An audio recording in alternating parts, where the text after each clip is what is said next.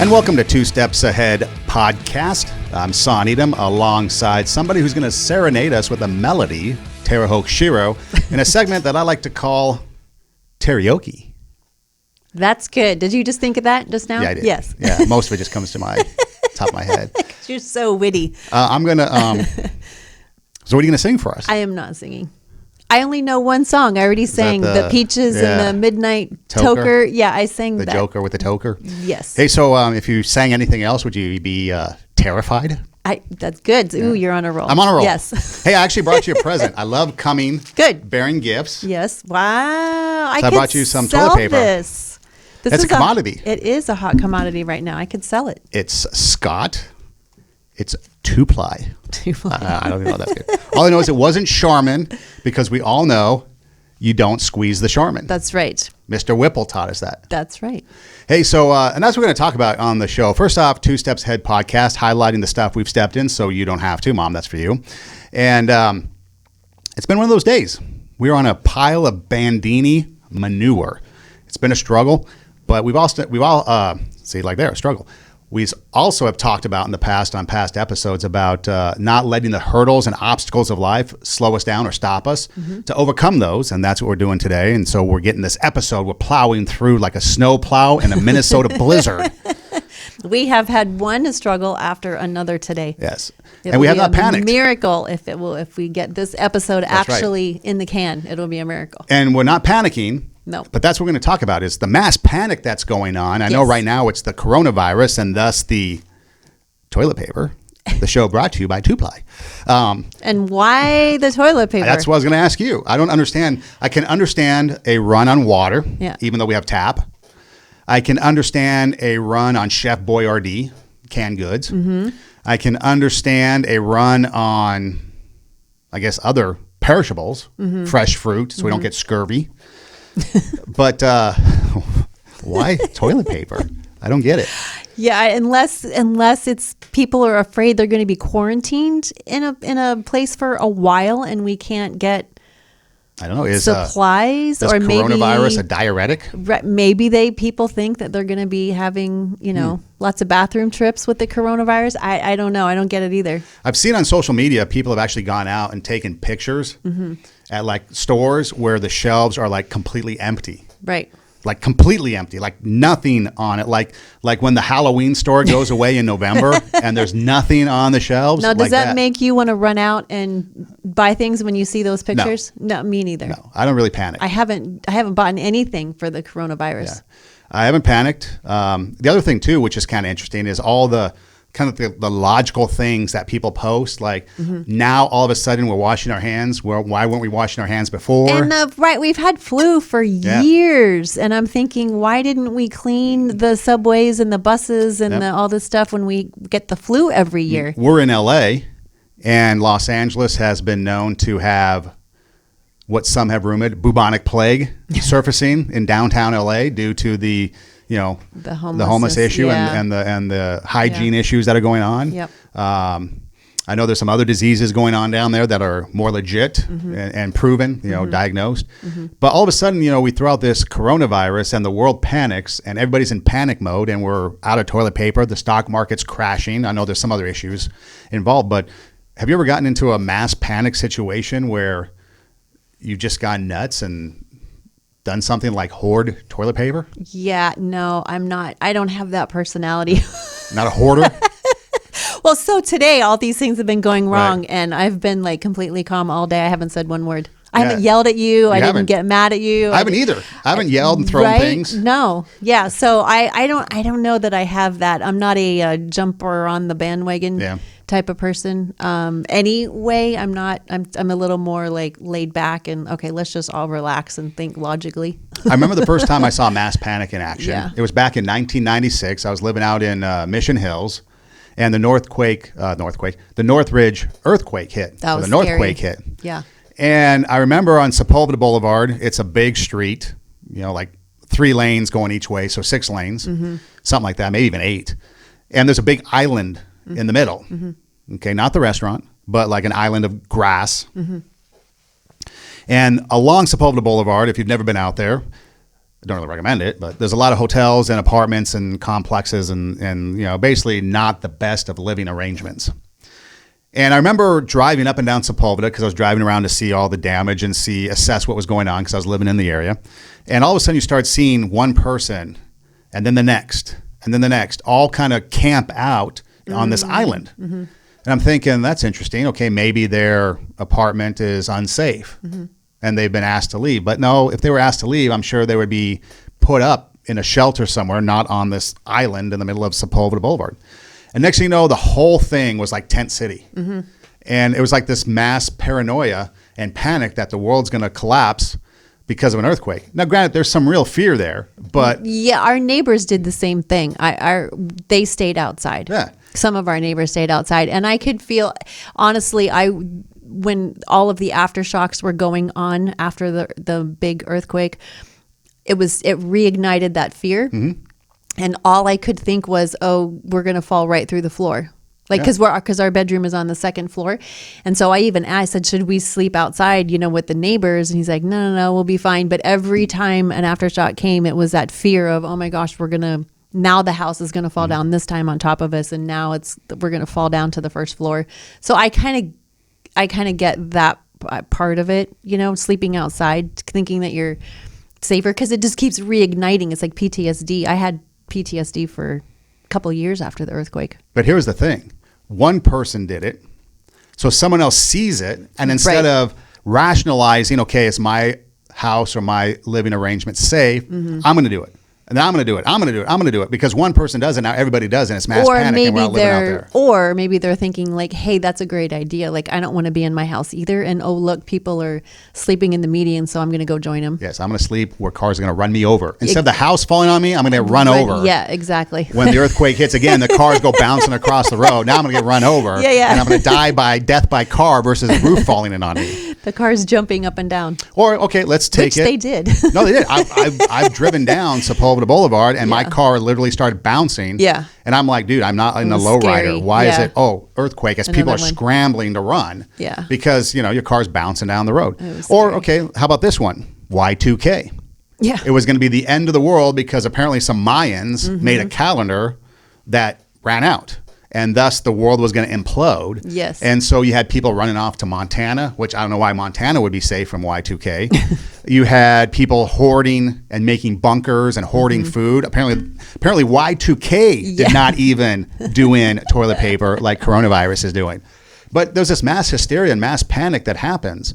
And it's interesting to try to understand the phenomena because if you just sit back and you listen to what people say, it's in this case, the doctors and the experts, they're like, yeah, take precautions, wash your hands, don't shake hands right now. If you sneeze, cover up. If you are going to be, just take care of yourself. It's like any other thing. It's like when you touch the door, I was always taught when you touch the door handle and then you touch your face, that's when you can get sick. Right. I'm sitting in a room with you. Chances of me getting sick just by sitting in a room with you are kind of like very minimal unless you like sneezed on me or something. Right.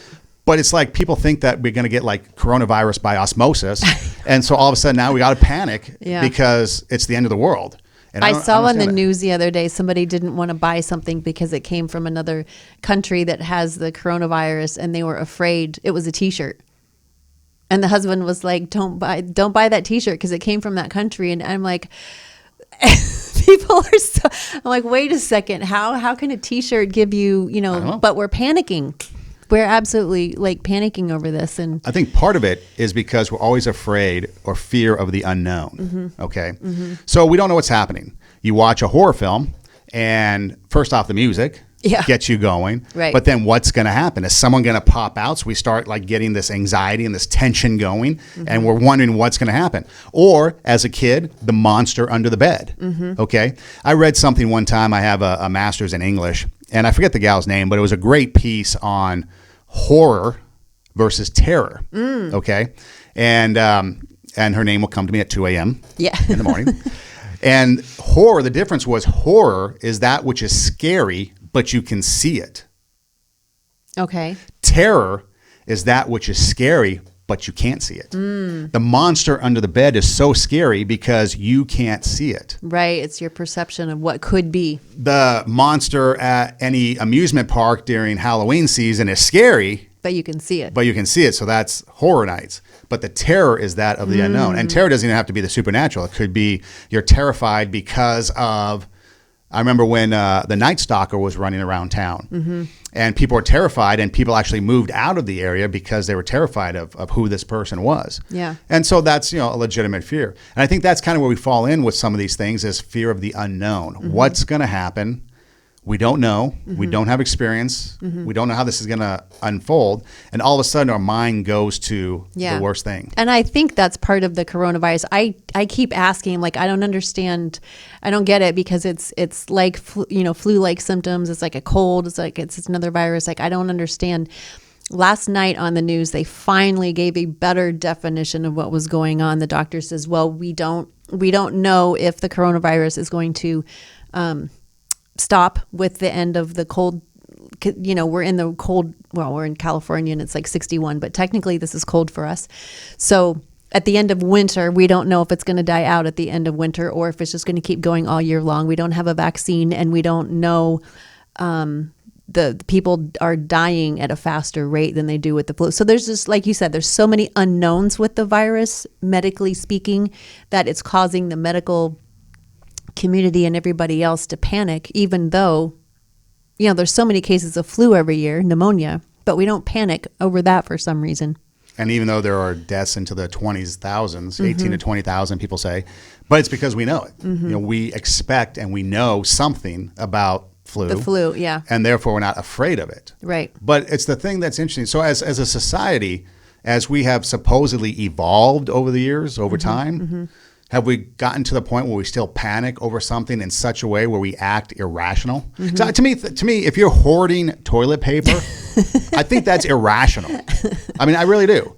I mean, it's okay to be prepared. So, for example, in California, we live in earthquake territory, and we never know when the big one is going to strike. We never know when we're going to fall off into the ocean. So I do have scuba gear as my earthquake preparedness. But we prepared. I mean, I've had earthquake kits, and I've had things where I'm prepared for, in case of emergency, you want to be prepared. But when does that preparedness equal irrational fear, which equals us to behave in an irrational manner? I think it goes to like for me, it's just what your perspective on life is in general, right? I think it's that higher like worldview that we have, because some people, we hang on to the tangible things, and we think that if those tangible things are gone, then our life is gone. And I always think it's fascinating that when the news interviews people after a tornado, after a fire has come through a neighborhood, after some sort of natural disaster, and you'll have one group of people interviewed who are just, hysterical, and they've just lost everything and they don't know what they're going to do with their life. And then there's other people who will say, you know what, it was just a house. It was just the we can buy, more belongings, but we have our lives, we didn't lose any people. And so, we're good. We'll rebuild.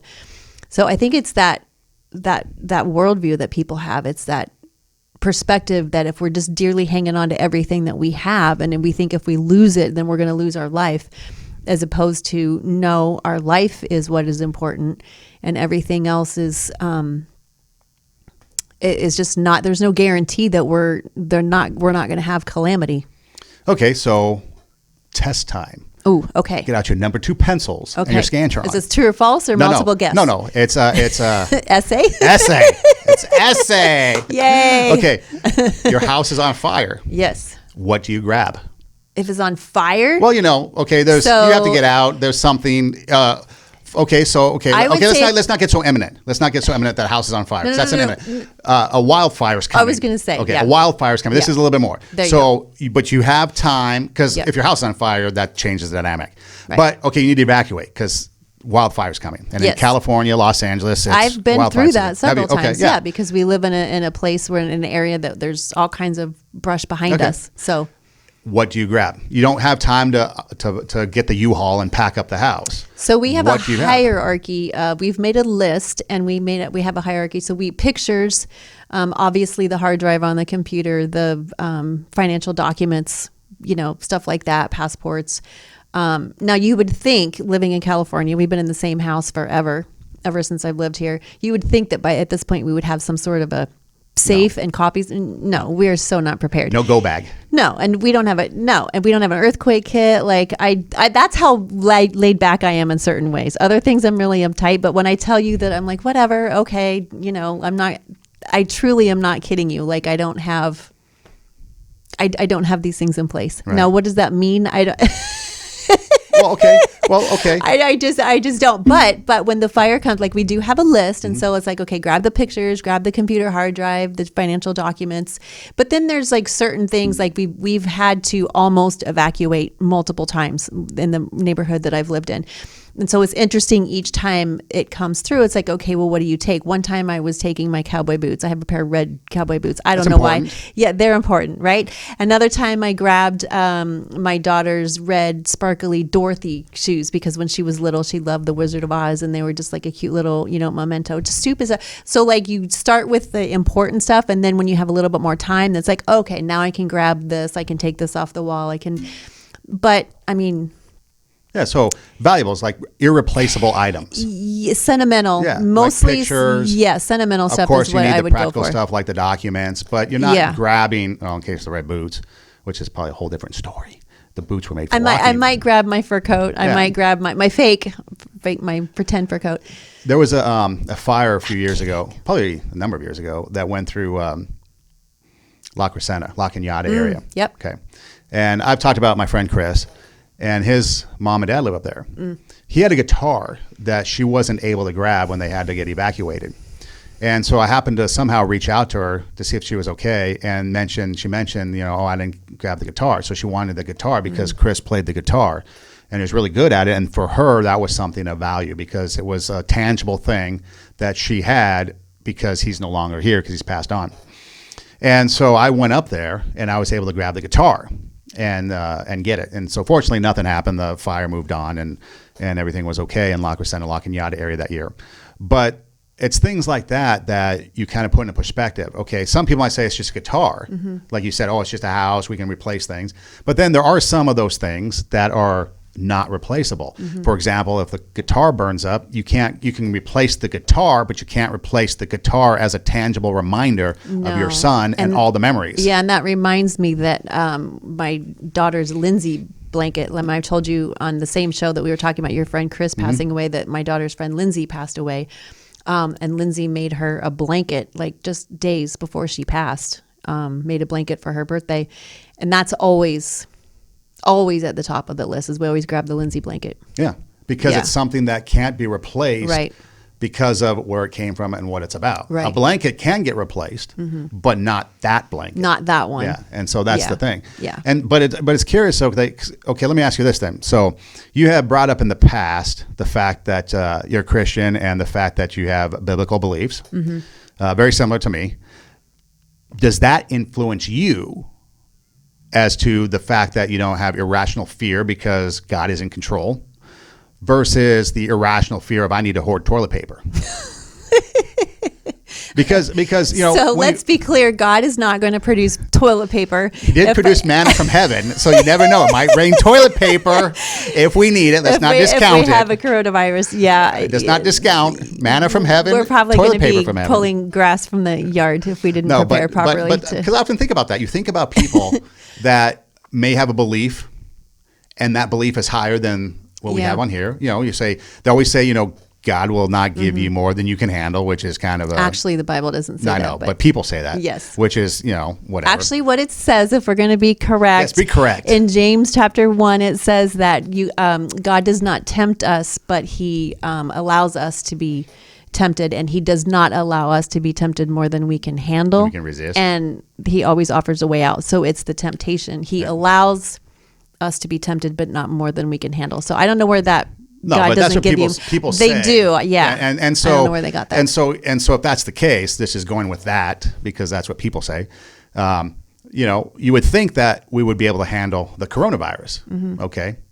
Because if God can't give us more than we can handle, which people think, like you said, it's not in the Bible, but people believe that. Or if you're have a belief in something higher than the world.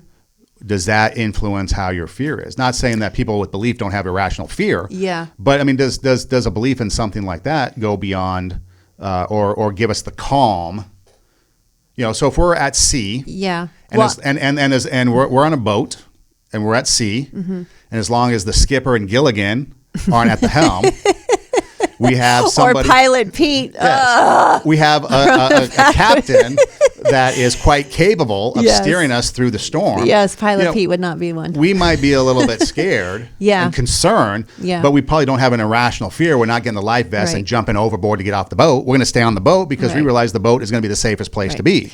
So let me. This is a. So we'll talk about. We started off talking about panic, but the fear in the panic. So I'll address that in just not in a coronavirus way, but in a real like mother sort of way. So we're talking about fear, and there's rational fear and irrational fear. So if there's a bear, in front of me and he's really hungry, obviously that's a fear that is rational. Don't you just give him a picnic basket? Yes. Or if I'm with somebody else, I just need to outrun the other person, right? Yeah. As long as you got the slowest one in the group, you're fine. Right, then I'm fine. So that would be irrational fear. But irrational fear is when we conjure up things in our minds. Like, for example, we're panicking, over this coronavirus. We're creating images in our mind, scenarios that could happen, and then we're running away with it in our heads. And that's when it becomes like an irrational fear. And when we worry and we're fearful with this irrational of like what could happen, instead of just staying in the present, it's like we're sitting in a rocking chair and we're moving, but we're not getting anywhere. It's not productive. So me being fearful doesn't stop things bad from happening, and me not being fearful doesn't cause bad things to happen. Like my fear and my worry is me, and it has no effect on the situation to control that situation, good or bad. And so there's a couple, I realized that I had a lot of fear in my life, and it hit a high note, not necessarily so for example, you mentioned the earthquake. I had major PTSD after the earthquake. Every time they would have a commercial on Channel 4, like, oh, we were the first to report, and they would have this, in the commercial. I literally would grab onto the wall and panic because I'm like, oh no, here it comes again, right? It would just trigger that fear. I wouldn't take a shower unless my husband was in the house. And so I would either get up early in the morning before he left for work, or I'd wait until he came home, because we have glass doors on our shower. And I would be like, oh my gosh, what if we had an earthquake and I'm taking a shower? I'm going to be naked. There's going to be glass all over me. I might fall through the door, all these, that panic, that fear. So, and then later, when my daughter had surgery, she had multiple surgeries, and one major surgery, she has rods in her back for multiple sclerosis.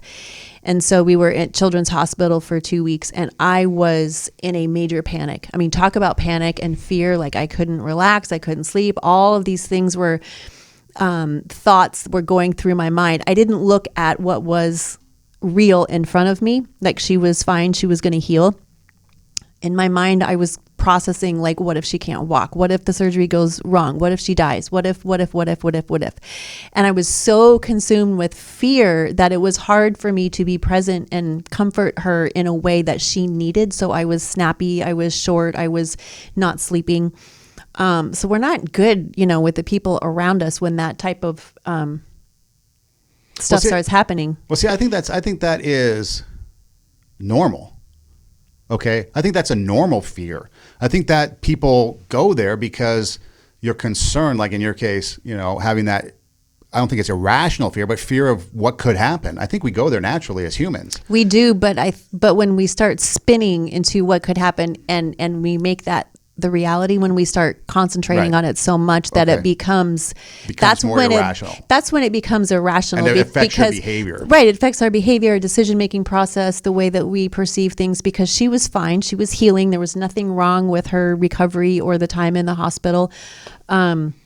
So I didn't need to go down that. So what I learned from that incident, and then what I learned from other incidents later in life with my kids, my fear hit such a high note that I was miserable. I was absolutely miserable and like spinning. I was just completely spinning. And so I had to train myself. So yes, I was a Christian during that time. I believed in, God and the Bible, but I wasn't utilizing that resource. And so when I realized that I was just a complete wreck, I was a train wreck, honestly. I was just not handling anything well. then I realized that I needed to utilize that resource. So I started training myself before I believed it, before I felt it. This was not what I felt. I would just say in my head, okay, God's, in control. God's bigger than this. God's, and I would start repeating things where I would start saying, I trust you, Lord. I trust you, Lord. I trust you, Lord. I did not trust him at all. I didn't feel like I trusted him, but it was a way to start training. I trained my mind, and the more I said it, I trust you, Lord, I trust you, Lord, I trust you, Lord, then my body started to relax, my heartbeat would go down, the fear would go away. There's nothing more terrifying than your kid turning 16 and they drive down the street for the first time with your vehicle. You're like, no, wait, stop. Like, that's really scary. Talk about terrifying. I trust you, Lord. I trust you, Lord. I trust you, Lord, because, and then it just calms me down. And so I trained myself, and now I'm to the point that in these types of situations, now I'm so far to the other point. I'm like, yeah, it's going to be, it might not be fine, but I know where I'm going when I die. I know where my kids are going when they die. I know I have a certainty that God is in control. Does it mean that bad things are not going to happen? No, we live on planet Earth and people make stupid decisions and we get caught up in that, the collateral damage. But are we ultimately going to be fine? Yes. Are we ultimately do I know, if I die, I'm going to be standing in front of my Creator instantaneously. And it would be better so that's going to be the best day ever, honestly, is when I'm standing in front of Jesus and getting the big bear hug. So I'm not afraid of that at all. I'm looking forward to it. So that's the one time you don't need to be the fastest one in the room. No. You're getting the bear hug from Jesus. That's right. That's right. And I always say in my head, if I was in a situation where I was being attacked, or if I was shot, or in a mass shooting or whatever, I already know the prayer that I would say. If today's the day to take me quick so I don't suffer. And if today's not the day, if I'm going to be here longer, then give me the strength to survive this current trial. Either way, it's a win-win. I get to stay, it's a win. I go to heaven, it's a win. I'm good either way. So I have trained myself to trust in him and so that I'm not so fearful, because I was and there's certain times when things happen, I'm like, oh, I can feel myself going down there. Yesterday I had one and I was just getting all choked up and I'm like, ooh, my head is spinning in the wrong direction. Let me go the other way. And I had to really, okay, Lord, it's hard. It's really hard to depend on something, not yourself, because somebody might die. We might die, our kids might die, our loved one, something serious might happen. But when we get sucked into, if they die, then I'm not going to be okay. That's when it's the alarm bells should be going off. And it's no, I'm going to miss them. That would be horrible. I would not want to go through that, but I would still be okay. So do you think that, okay, we have this coronavirus going around and we have people with a fear, mm-hmm. whether it's rational or not. But I think back to Y2K. I mean, that was just obscenely irrational. There was no rhyme or reason to any of that panic. Mm-hmm. Sure, they say, oh, the computers might glitch and therefore cause something. Mm-hmm. Didn't happen. And so I get the computer technology aspect of it, but for people to uproot their lives and move to nowhere, Montana, and build bunkers and hoard seeds so they can grow the food in the next, Well, people are still doing that today. They think that there's timelines that are... See, yeah, I don't get that. Yeah, I don't get it either. Because there's nothing that indicates that's going to happen. Y2K, nothing indicated that it was going to be the end of the world. But some Mayan calendar thing. Right. And, even then... You saw a lot of, I guess, what would be memes today. I don't know if there were memes back then, but, a lot of pictures and cartoons and stuff like that were kind of making fun of the whole thing, know. And in fact, I think that when you sit back and you look at it, I wonder if some of those people now are kind of like, oh, man, I feel stupid because my fear was irrational, made me do things that completely were illogical. Mm-hmm. And I think it's the fear of being alone. I think it's the fear of not knowing where we're going after, the fear of dying, what's going to happen. The fear if I'm going to be okay, if I don't have enough toilet paper, if I don't have enough food, am I going to starve?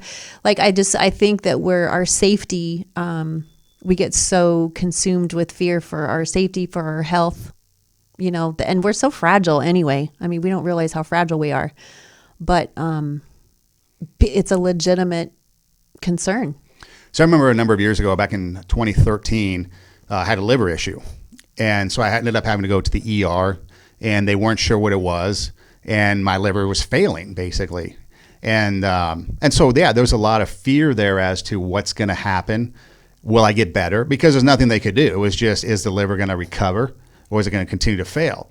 And as they were taking the tests, the levels kept going up and up and up, which was a bad thing, what they were measuring. And it got to the point where one time they said, okay, this is going to be the last test we take. And depending on what the numbers say, if it continues to escalate, then we're going to have to seriously consider a transplant list or things like that. So I'm like, okay, we'll see.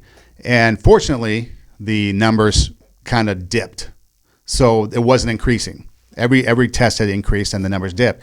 So they're like, okay, a big sigh of relief. Now let's just watch the next few days and see. And then eventually the numbers came down and my liver recovered. And well, I mean, as best as it could. And I'm still here.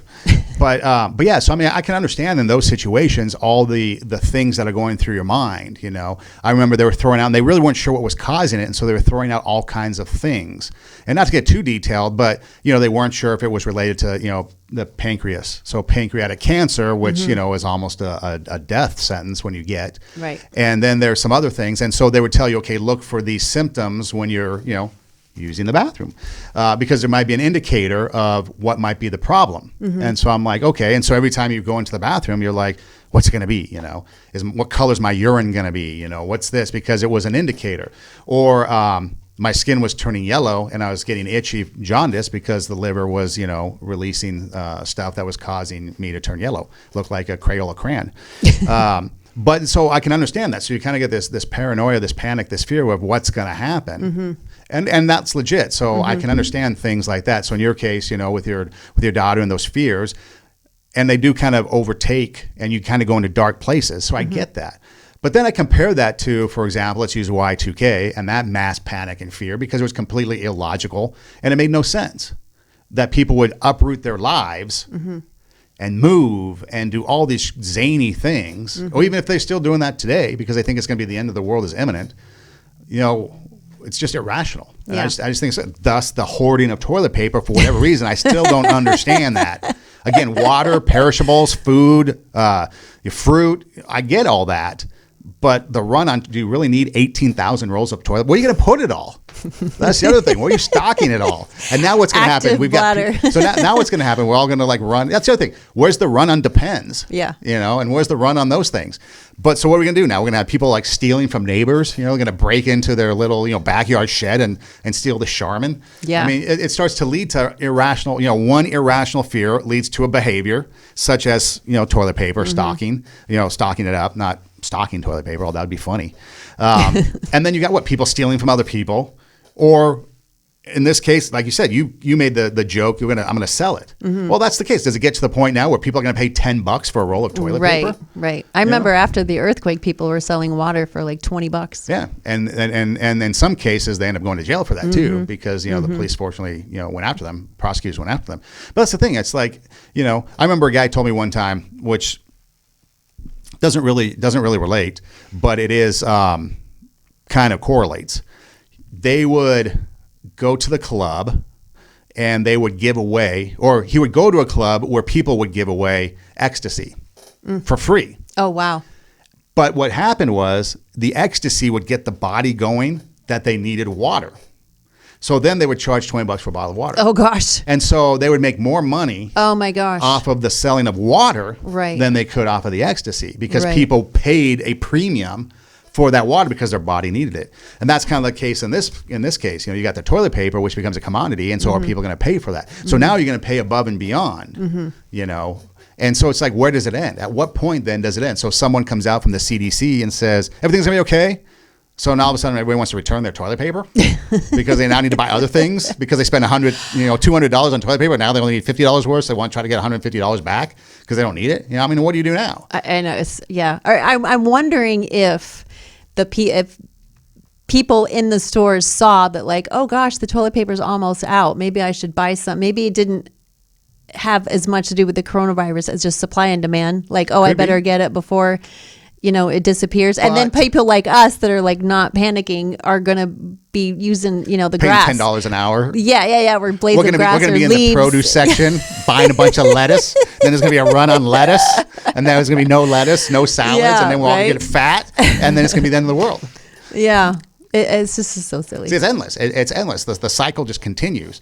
And it was funny because most everybody has come to the conclusion, don't believe the media. Turn off the TVs. No, I do. I am getting an alarm bell in my head, right? For this, I think we do need to make a disclaimer that there are people that have died from the coronavirus, and there are people, a lot of elderly people, especially who are very susceptible to the virus and who are passing away from it. So I don't want to make light that it's not an issue at all.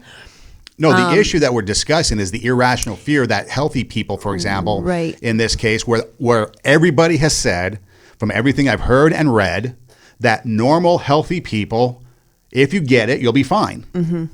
Obviously, like anything else, just like a cold or if it's flu. the regular flu and you're susceptible to health issues, you might have some problems. That's not what we're discussing. We're not even discussing the virus itself. We're discussing the irrational fear that Dr. Drew, for example, he seems to be a respectable, a medical official that people will go to for information. Even he's saying, stop the panic. You're going to be fine. If you are a normal, healthy person, you'll be fine. But yet, these normal, healthy people that are being told by these medical experts, sure, you might get sick, you might be disruptive for the next couple of weeks, and you have to go through it, much like the flu or anything else that you get. You might have to suffer it, but you're going to be fine. But yet, those people are still having the irrational fear and behaving in such ways where they're being driven by this irrational fear. It's one thing, like you said, to be sick and have a fear, or to be susceptible and have fear. But if you're being told, you might get sick, you might have to be in bed for a couple of weeks, but you're going to be fine. I think it's the what if. I think it's the what if that spins us. I think we take ourselves down a path where that what if, becomes a reality in our head, and then we start behaving accordingly.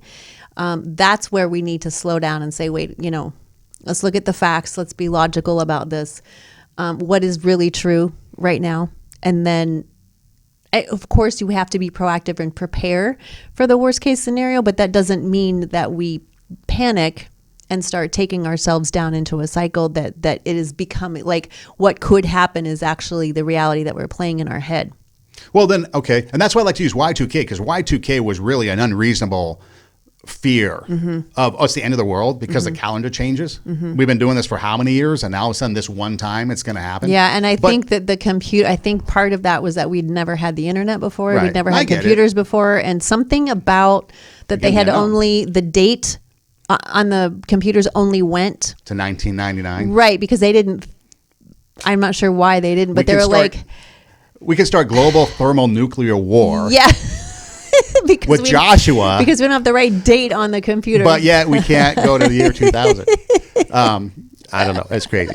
But the thing that's kind of, I had a point I was going to bring up that you mentioned, but I forgot about it now. Sorry. No, that's okay. But it's just kind of interesting that all of a sudden, this is what it was. Okay, the point was this. At what point then does our irrational fear, of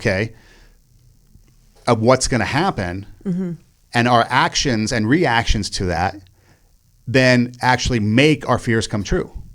Okay, so the panic. So we have a run on supplies. Now we're out of supplies. And the manufacturer, supply and demand, can't keep up with it. Right. So now all of a sudden we have a problem. Okay, or we do a run on water or run on food or whatever. So we act in a manner because of our irrational fears. We act irrationally. And now we've just made that true. Yeah, now we actually have something to panic about. So now we just created a problem due to our panic. Yeah. And it's almost like that panic has now come true, and we caused the problem when we really didn't have to. I mean, I think it causes all kinds of problems. My fear of something bad happening to my kids obviously hasn't manifested something bad happening to my kids, but it causes me to react to them differently. Like if they wanted to go somewhere and want to do something, if I'm in a fearful state, I'm much more likely to hold on and not allow them to do certain things because I'm in such a panic. I'm so fearful that something might happen, and then I'm holding them back from living life, and there's no reason to do that. Well, that's the thing. You mentioned something like Lindsay, for example, Yeah. and it was a car-related accident that took her life. And so you could have the idea of, okay, you know what? I'm not going to let you get into a car ever again because of that particular accident, or whatever else the case may be. You can pick anything. Something happens, and because of that, therefore, you can't use that. Right. Is that irrational? You know, and then are we then changing behavior, changing a way of life because of an irrational fear? Yeah, absolutely. I think we hold ourselves back from a lot of things when we have an irrational fear, when we, when we make it a reality when it really isn't. You know, there's even things like if you think that your spouse is cheating on you, or something's going on at work. Sometimes we can take, because of our own fears, we can start behaving in a way that causes so much suspicion when there's nothing even there, and then ruin the relationship simply because of our fear, not because something was actually happening. So I think it causes, I know in my, case, my fear was just getting to the point where I wasn't able to handle even the easiest issues, in life. I was just in a complete panic that something, really bad was going to happen, and I recognized it, and I needed to get, a hold of that. And so it wreaks havoc in our lives. When we have this fear that is not of the fear of what could happen, Yeah. No, I can see that. And like you said, the manifestation is a big word that we make things happen. Yeah. We create these problems. Right. And so if we just sit back and take a moment and be like, okay, what is something? See, I tend to be, and it's harder for me because I tend to be more rational and logical than most people. I mean, people tell me that, I can look at things and I'm like, I'll overanalyze things, or I'll analyze them, but to other people, it's overanalyzing. Are we related? I don't know, maybe. like driving on the freeway.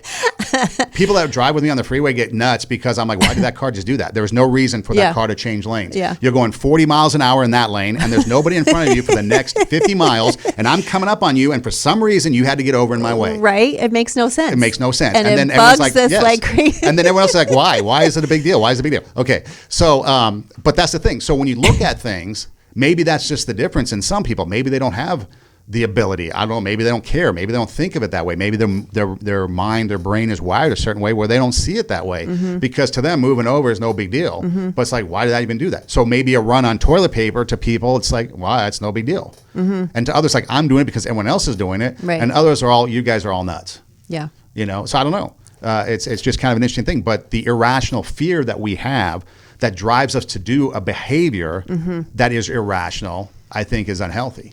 Very. And I like to think, I know the coronavirus is what we're talking about or using that as a basis for the conversation. But even let's go back to Y2K.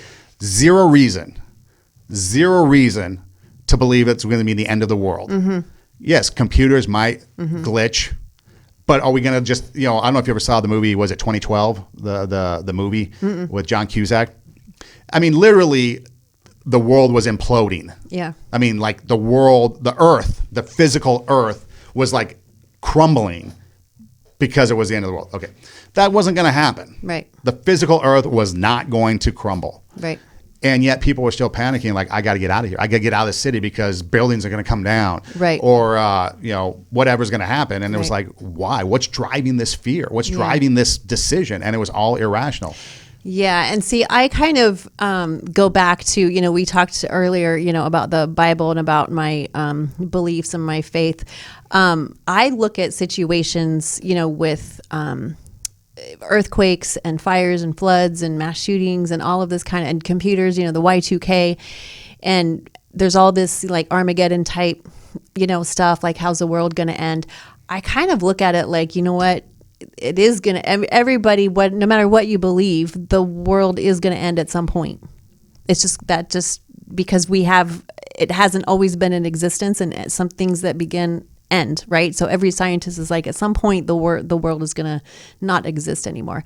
So when I look at these situations, I'm thinking, you know what? It says in Revelation how God is going to end the world. I don't understand all of it. I don't know if people are going to be raptured, and there's so many different interpretations of the book of Revelation. So, and I don't really land really in any one of them. I don't understand it, but I do know that when it's time, that he's going to take care of it, and I'm going to be fine. So I don't get caught up in these theories or whatever, because God says, like, okay, I'm going to take care of it. I'm going to send Jesus back. I'm going to get you. I'm going to take care of it. How that's going to happen, I don't know. However you interpret Revelation, but I have a peace that the world is not going to end until he says it's going to end. So I don't worry about it. Right. So I see people like watching the politics, or like they're in a panic because whoever is going to be the president. I'm like, okay, it's 4 years of this dude. All right. We're just going to suffer for 4 years, but like, I'm still fine because I have God, and because that is my resource. And we have this coronavirus, we have people's hands on the nuclear button, and we have like all these, nutcases around, these world leaders that are just wreaking havoc on people. And I'm like, okay, I don't get sucked into that, because I know that when God's ready to end it, he's going to end it, and I'm going to be in heaven. And does that mean I'm not going to suffer while I'm here? No, but I know where I'm going, and I know how it's going to end. So I don't need to have this irrational fear about how it's going to end or what's going to happen. I know that I'm safe. I know that I'm secure, and I can go about my day. All I know is the last couple of days, I don't know if it's because of the rain in Southern California, coronavirus, fear, combination of both, traffic. So light. Yes. I think you should all stay home. I think you should continue to hoard the toilet paper. Yes. Stay home and let me and Tara enjoy the Southland and not be driven crazy by you wacky drivers. It has been a dream. It's been awesome. It has been. So stay home and let me have the freeways. So even in the rain, it took 30 minutes to get here. It was beautiful. It was amazing. I went from downtown LA back to Pasadena to the Valley, and I'm like, where is everybody? In a nanosecond, yeah. Talk about panic. I started to think, did I miss the rapture? Yeah. That's my only panic. My only irrational fear is I missed the rapture. Yeah. Everybody's gone, and I'm still here. What did I do wrong? God, what did I do wrong? But no, it's been great. So I think you should all stay home. Yes, continue to panic. I think you should binge Netflix, Hulu, whatever, and stay off the streets, and let me and Tara enjoy the Southland without being driven crazy by nutty drivers. Yes, that is the bonus. That is the bonus, so and I'm loving it. Instead of me panicking about hoarding toilet paper, I'm thinking about, where am I going tomorrow? Right. What am I going to do today? I can get there so fast. The other thing I'm seeing is airline tickets to Fiji, $200. Dude, I'm there. Right. I'm risking it. Right. Risk it for the biscuit. Coronavirus. If I'm going to be sick, I'll be sick on the beach in Fiji. So why don't you guys come join me? That's what I'm doing when I get home today. I'm buying airline tickets. See, that's the thing. It's I look at it that way as opposed to the other. Yeah. Because I don't know. I'm not going to, let everybody else do that, and then I'll just enjoy the world. Like Disneyland. Hey, maybe it's time to go to Disneyland. Go ride Star Wars. Yeah, Star Wars land. I don't know if they'll let us in, but it's like those are the things that I'm looking at. Yeah. Versus that I'm going to stay at home and live in fear. Right. I'm going to go out there because I'm going to be okay either way. Right. And hopefully, with everyone else quarantining themselves, I'm not going to get it anyways because everyone else is going to be at home. So I'm going to go out and enjoy it. That's my perspective on it. Stay home and stay off the freeways. Right. I got places to go and people to see. Well, that's maybe not people to see, but places to go. And while you're staying home, subscribe to our podcast. Yes. We are on all of the major platforms. You're better at rattling off that list than I am. Yes, you can binge listen or binge watch. We're on YouTube. We're on IGTV. Our Instagram is at 2 Steps Ahead Podcast. So 2 Steps Ahead Podcast. And actually, the easiest thing to do, if you want to listen, is just Google search 2 Steps Ahead Podcast, and we pop up because we're on the Google platform, the Google Podcast platform. That's the easiest thing to do. Google 2 Steps Ahead Podcast, boom, we're right there. If you want to watch us, you can go to YouTube and type in 2 Steps Ahead Podcast, or you can go to our Instagram account at 2 Steps Ahead Podcast and watch it on IGTV. And we are on all the major platforms, iTunes, Pandora, Spotify, Stitcher, iHeartMedia, all of that. So whatever your fancy is, you can download and listen to us on all while those you are quarantining. And and on Instagram, SoundCloud is in the bio, so you can link in the bio. My personal Instagram is Edem Rocks, EIDEM ROCKS, and again, SoundCloud's in the bio there. And then your Instagram is? I am at Tara Hoke Shiro, TARAHOKESCHIRO. And so that's it. Stay home because I have places to go.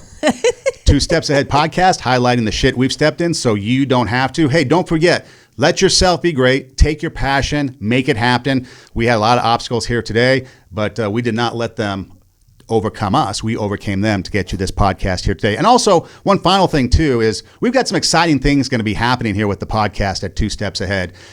So stay tuned for that. We're going to try to take the show on the road. We got some cool places that we're going to go and visit and maybe invite you if you guys want to come to join us, because it's going to be easy to get there because everyone else is going to be at home quarantined. So the road's going to be easy to get to. And you can join us on location as we move into the spring and summer months. So the best thing to do is to follow us on Instagram at Two Steps Ahead Podcast, and we can get you all the information there. Any final thoughts as we wrap it up here for today? Well, I was just thinking that since we're talking about the shit that we've stepped in, that we are prepared.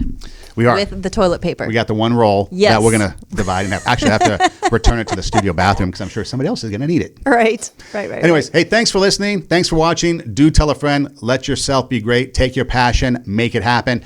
Two Steps Ahead podcast, highlighting the shit we've stepped in so you don't have to. Thanks so much, and we'll see you next time. Thanks, guys. Take care.